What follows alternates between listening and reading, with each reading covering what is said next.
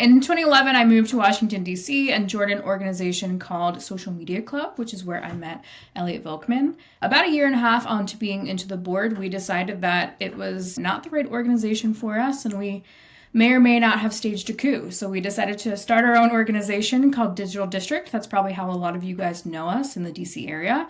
We ran that organization successfully for about 2 or 3 years, had a pretty big following, but honestly, at the end of the day, it was a failure. We didn't really get to accomplish the goals that we had set out to. And so about 2016, 2017, we ended up dissolving it and moving on.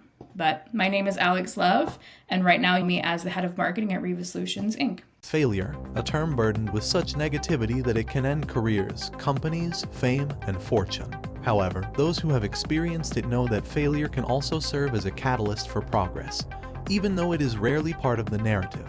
It is time to delve into the heart of the story and listen to the vulnerable perspective of accomplished entrepreneurs, leaders, artists, athletes, and those who inspire us. Join your hosts, Alex Love and Elliot Volkman, as we dismantle the stigma surrounding failure and empower you to transform these challenges into opportunities on your own journey forward.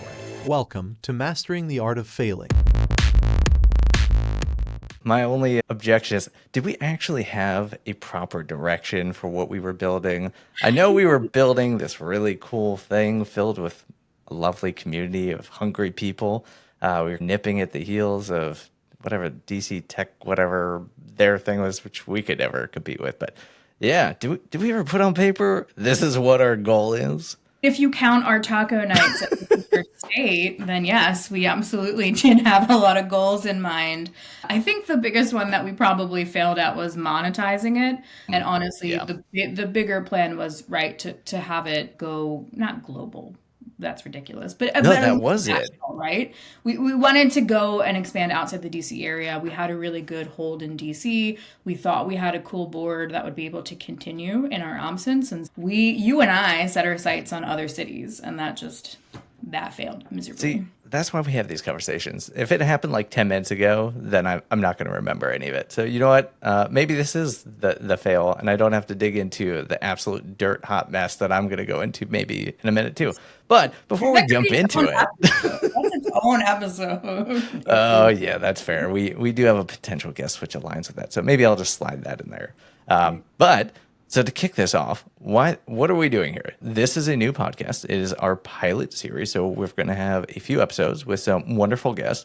Essentially, Mastering the Art of Failing is designed to have vulnerable conversations with people who have been in your shoes, may eventually be in your shoes. But essentially, these are people that we see on face value as successful. They're CEOs, executives, startup folks who have raised funds. They can be athletes, but success does not happen overnight, much to what we would love to see happen, unless maybe we have like mommy and daddy's money to bankroll whatever ideas that we have. But failure, realistically, I think is a step that just comes along every path that heads towards success. So that is what we're doing. We're building conversations. We're trying to enable vulnerable conversations with those successful people. So that's it. My name's Elliot Volkman. I, along Alex, did have a hot mess of a nonprofit and maybe a little bit of a coup, which was generally entertaining. But you probably know me more as a cybersecurity brand builder, a tech reporter, and I guess a podcast producer, because now I'm in 3 different podcasts. So that's fun. Anyways, that's us. That's the context. We'll be inviting some folks on, so we're going to make this a little bit of a short episode. But we do want to, I think it's only fair that we dig into our past. I don't think there's really much of a scab there because we did meet a lot of wonderful people. I think there was a lot of great outcomes, and that's, again, some of the purpose that we're going to be focused on. But yeah, maybe let's dial back. Let's go back to the days of SMCDC and all the lovely people there. I was probably the most introverted person in that group.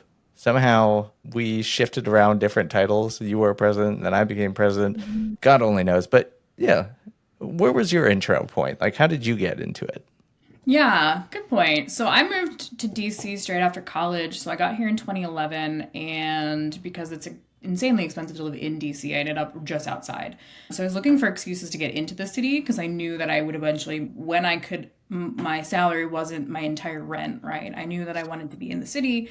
And because all the internships and things that I had done in college, like I was the quintessential you're young, you must know how this new social media thing works, right? So I spent pretty much my senior, junior year of college taking on all these internships that were in comms, in grants, and trying to figure out marketing, right? And they were all social media based. So social media club seemed like a natural sort of fit for me to say, hey, these are other young people who understand that Yeah. social media is a thing. So let me just join the board here. I think I joined on the sponsorship committee. I really wanted to be on your committee, which was like digital, right? Like the cool one, the cool kids Of around course. digital. But the easiest way to get in was with sponsorship because no one wants to go out there and sell the Right. organization, like bring in vendors and things. So super easy to get in. Joined that for a while, met some really cool people, and eventually got more and more in depth with the organization, right? I think you and I, at whatever point we ended up linking up a couple events in, really started to put some shape to it. I think Rachel King was at the helm when we first were That's there. the one. And so I think at some point she departed, and that probably left a pretty big hole for some leadership to come in. And I think that's when you and I started talking about, hey, what's the next evolution of this thing? Because really, the on the sponsorship side, when I was out selling, when you tell people you're a part of a club, it doesn't sound that professional. It Yeah. doesn't sound that cool. And especially in a town like DC, where everyone's a Fed, everyone works in these very serious industries. But social media was something that we were like, no, guys, listen up. This actually has some legs to it. It's not something that you should be giving to your intern. This is a growing field. We do need to put some professional development and some money behind it. So we really wanted to put more legitimacy, I think, behind what we were doing, behind what social media and the power could be. I sound so old because social media is a part of Yeah. This is this who point. even uses this crap anymore. Come Right? on. This is like decades ago, talking about the Yeah. beginnings of social media.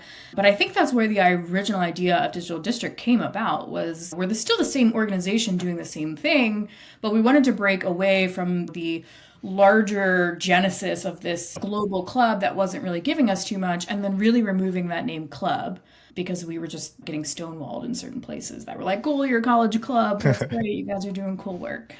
Yeah, and I think on paper, I'm jumping ahead here, but in DC, it actually meant something to a lot of organizations. If it was on your resume and you participated and you were part of it, people will recognize it. They go to our events. I don't know how big our events, they could be small, somewhere 20. We've had hundreds. Other ones we've done career fair and we had a ton of people.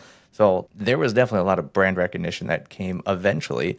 But when we had like social media club at DC, it's just it was very inclusive just to the people who showed up. So I think Yeah. there's a lot of credit to what was developed there. But maybe do you want to dig into the fun dirt part? Like I'm more than happy to because I dealt with a good bit of it. But yeah, there were reasons we shifted the brand and focus, and not just on social media too. We expanded to other aspects. And it ended up basically being like the modern day focus on just marketing as it would be today.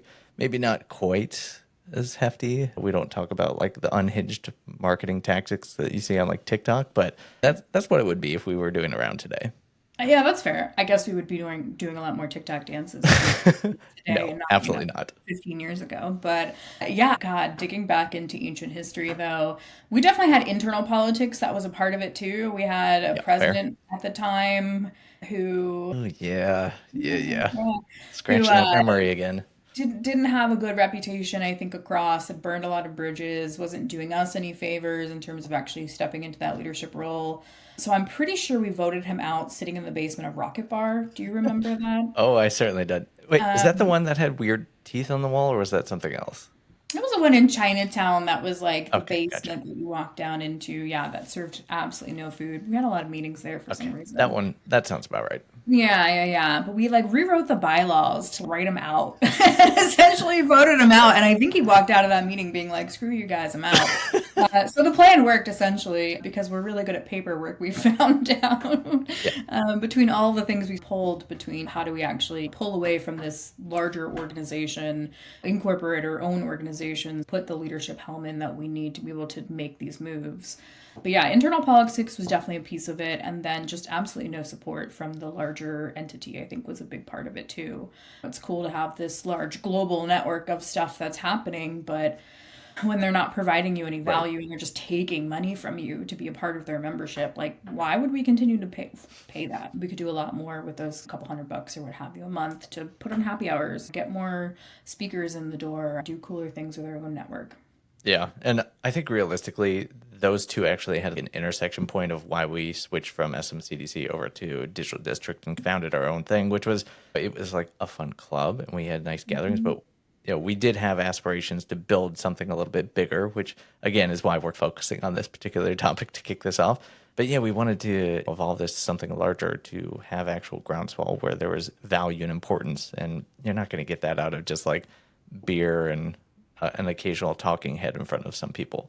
So, Yeah, because at the time, DC had such a swell of like entrepreneurs and tech, and it right. was really this like big push to say DC is more than like federal contracting, Oh, right? yeah. There is a cool startup scene here, and so we were a big part of that, like under the waves of that. And it's like, how do we ride this with all these cool entrepreneurs coming to town, all these access to startups? How do we latch onto that community? So that was a big part of it too. Yeah. And I think to be, I don't know, I want to be slightly more PC on our end. So we didn't just rip this thing out of existence. I think reality is like we just left it behind so that Yeah. other, let's say a faction, I don't know, they could have retained it and they did it. And I think actually someone tried to rebuild it at some point while we were doing our thing. But that all said, I think the reality is we ended up creating something that provided more value than what was out there. Yeah, it was basically just people out of college wreaking havoc, trying to create a company essentially. It definitely got bumpy outside of the fact that on the groundwork of what we built, just it was people at an inexperienced level trying to create something massive. That doesn't necessarily always work out unless you have guidance. And while we did have wonderful people that sponsored our stuff, helped initially be part of that, I don't know, with paying annual members at the gate, but we didn't have people like at our experience level to be able to help guide us through that. And I would say that definitely contribute to some messy situations, which maybe reduced the longevity that would have allowed it to become something else. Because, uh, Yeah. No, yeah, I agree with that. The amount of situations I found myself in that I was like, why are people listening to me? At the time, I was like, I'm 25, 24. We had that lecture series at a university. Like, mhm, I think one of the huge company invited me in to give their social media talk. The amount of legitimate places I found myself being called like a subject matter expert and being like asked to come and be yeah, invited to participate in some of these things, like it blew my mind every time I would walk onto the stage and be like, I am so young, I have no business being up right, here being treated at this level. But at the other side, it was so cool because it's look at this thing that we built so quickly. And just to go back to our original point, the power of social media, right? We did it all through social media, through networking, through community building, through personal brands that we had at the time. So it was like, wow, this actually does really work. I'm a proven example that I'm up on this stage talking to you guys about this, and I'm 25 and I have no business to being here. Right? But here we are. yeah. The magic of Digital District back in the day. I will say the functional experience that we had in the roles that we were talking about, I think that obviously had value because we wouldn't be invited NASA panels to talk about social media. Functionally, we could chat through that any day of the week. We could focus on the ethics and being authentic and similar stuff that I definitely use every single day today.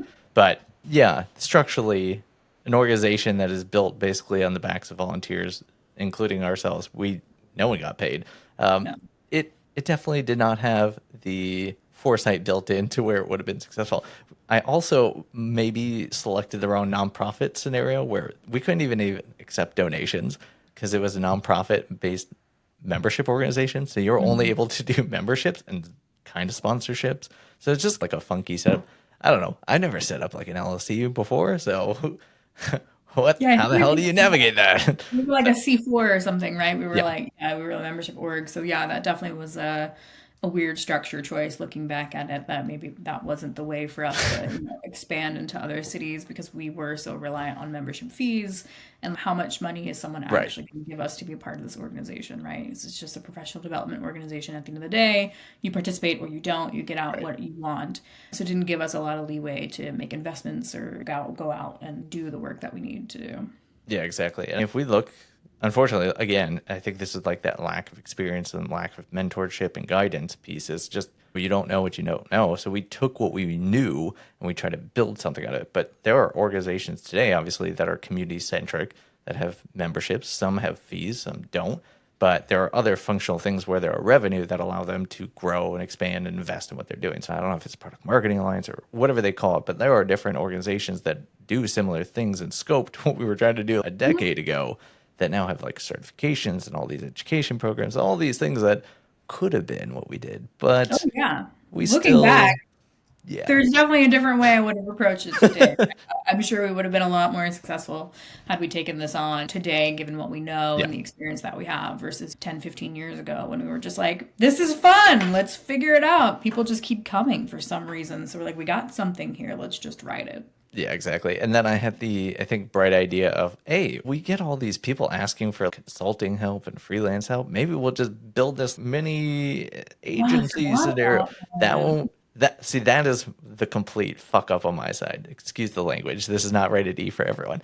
But yeah, I was just like, yeah, we get tons of that. I can't do it all. I got a day job. There's only so much side work I can pick up. But yeah, when you try to tag people in because they were members and like contributing, doesn't necessarily equate to people who are well experienced to hand them over and be like, these Yeah. people are great here, but did they do great there? Not necessarily.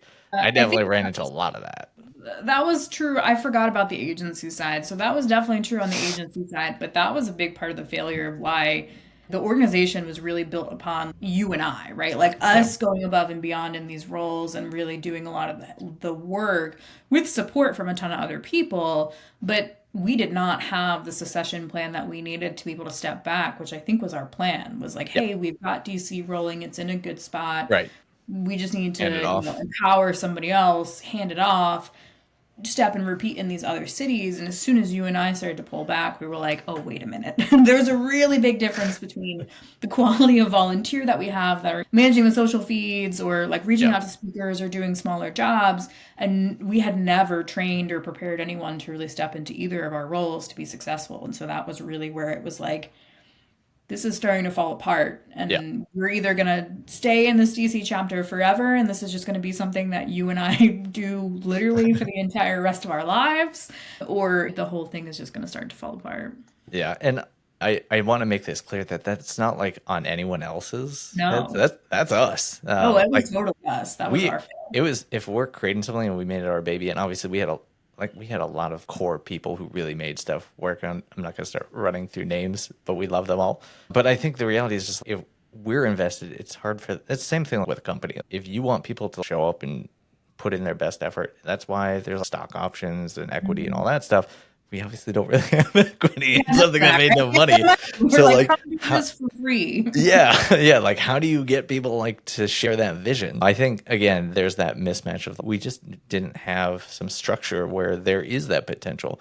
I think the best that we ended up having is there was that brand recognition. People respected what we did, so it helped. But today, I would never hire an intern and not give them money. And it is a Right. similar scenario. So like we grew up when it was just like we work for free. Hmm. You grind through it. You create your own shit if you have to. But yeah, it's different now. Even then, it's still you're not going to get people fully invested in something like that because there's no reason to. There's no money. Right. They don't really see that there's going to be direct connections because it's a gamble. I get it. There's only so much free time you have, and we're all like young dumb idiots, and we're just getting hammered around DC. Yeah.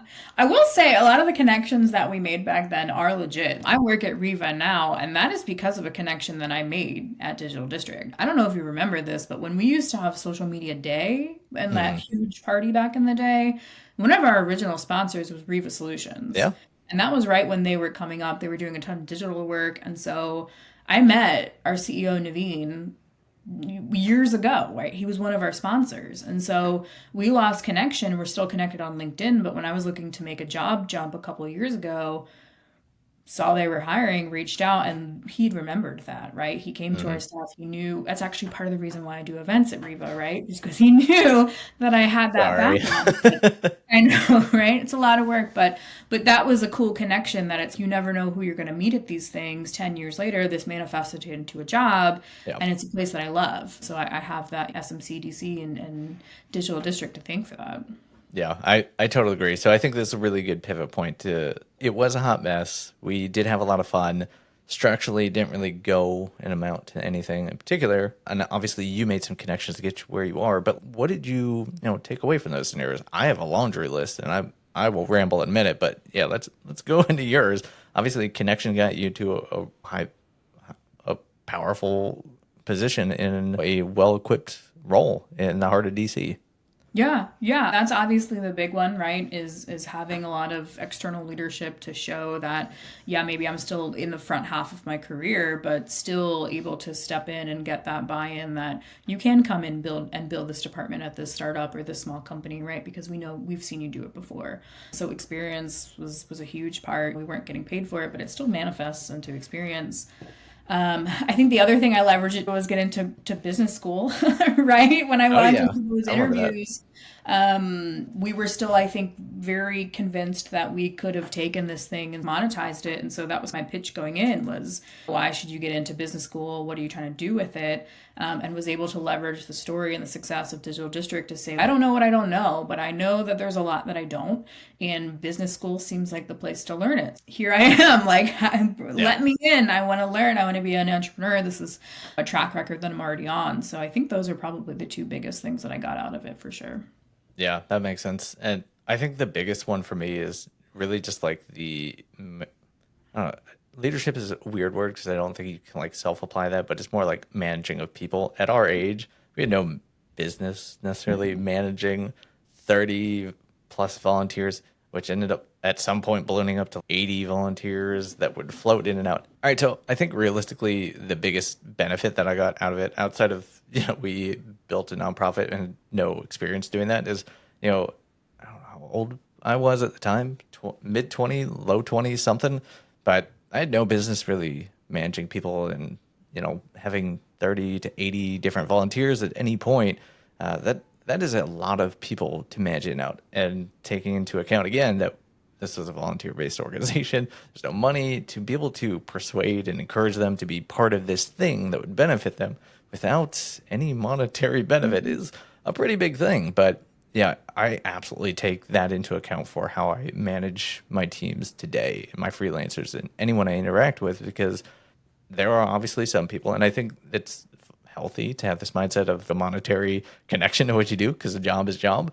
But I personally don't necessarily take that approach, and I just model whatever that is to each person individually and what they look for. So some people are just absolutely hungry to attack things and keep going.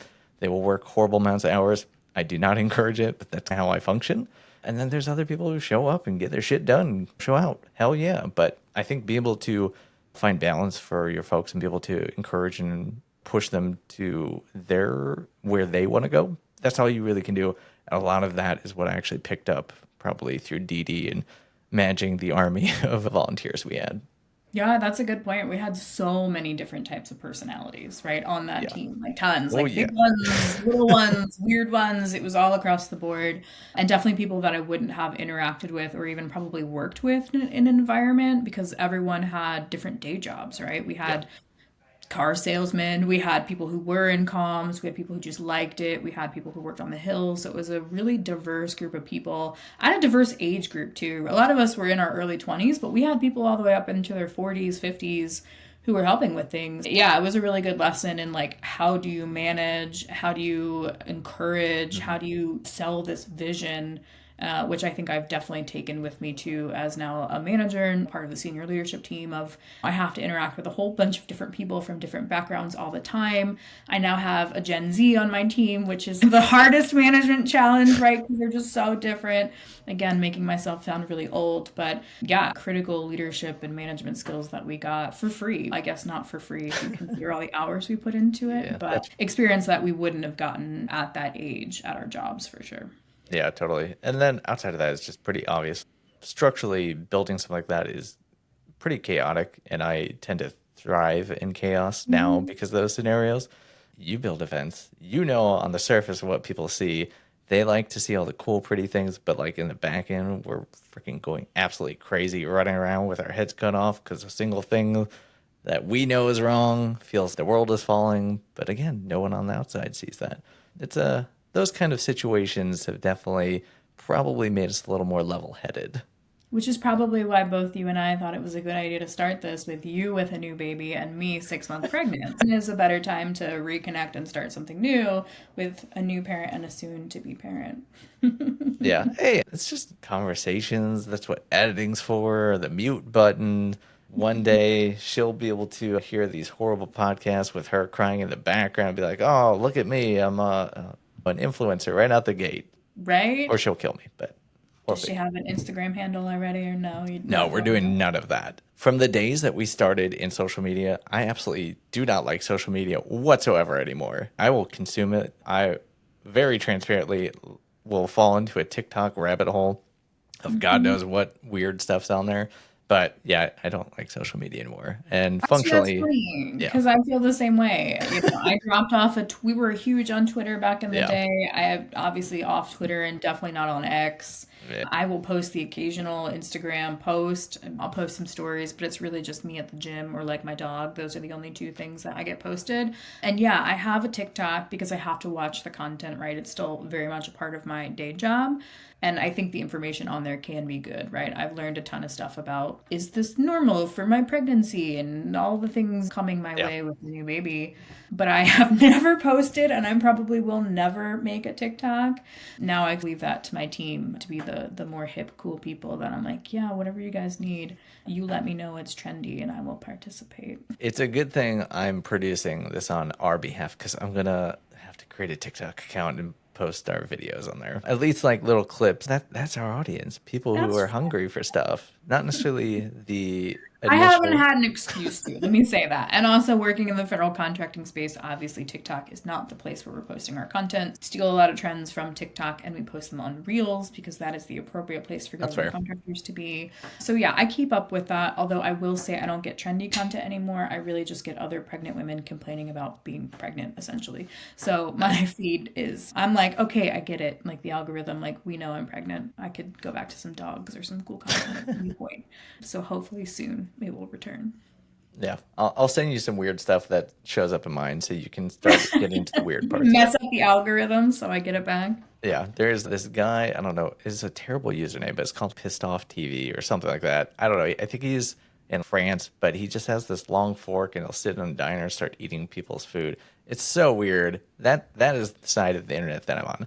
But yeah, like you and like the federal space where it's a little iffy, people don't really like that. Cybersecurity people, they do not like it. You will be shunned. I don't know. I will maybe point our first episode towards my current audience because I run a cybersecurity podcast, and they'll be like, "What the fuck is all of this? This is not at all the same thing." And then they'll be Doing like, it. "Sorry, we're not listening to either of these anymore. Goodbye." Yeah. So we'll see how that goes out. Sounds good. All right. So I think this is about does it for our first episode. We'll keep it nice and short. It's going to be a little bit bumpy of a ride for those of you joining. If you listen to my current podcast, you know how that first season started off. But that is pretty much where we're going with this. So we're going to find folks who, again, on face value, are decidedly successful, be it CEOs, founders, athletes, anyone in between. And we would love your recommendations for people that you would like us to have conversations with, who you feel would be comfortable being vulnerable about how they got to where they are. And that's it. We're just going to pick at these situations, help destigmatize the concept of failure, and basically rescope it to help people understand that that's just how this stuff works. That's how the world works. You cannot typically get to a finish line without a whole lot of bumps and things that just were unexpected along the way. So that's it. That's tee up. Hopefully you like what we're going to put together for you. Maybe give us some feedback along the way. And that's it. Alex, you want to sign us off? With what? That's it. That's the exit. That's Perfect. Print it. yes. All right. Thank you all for listening. Alex, appreciate you letting me rope you into this, as with everything else that I've done in the past. Hopefully, I'll actually get a proper plan together with you so that we have a focal point and we can say in a few years, oh, we actually did that. But we'll see. We won't be having this conversation talking about our podcast on our next podcast. Yeah, in 10 years, when we reboot this and no one listened to any of these episodes, be like, that was it. That was the It'll be failure. And we're something doing different, though. It'll be yeah, like yeah, virtual yeah. reality, or we'll be in the metaverse or something. So Oh, yeah, obviously, totally. keep up We'll with be in the trends. Matrix again. Yeah, that sounds right. All right. Thank you all for listening. Stay tuned for the next episode. This has been a Chaos production. Embrace it.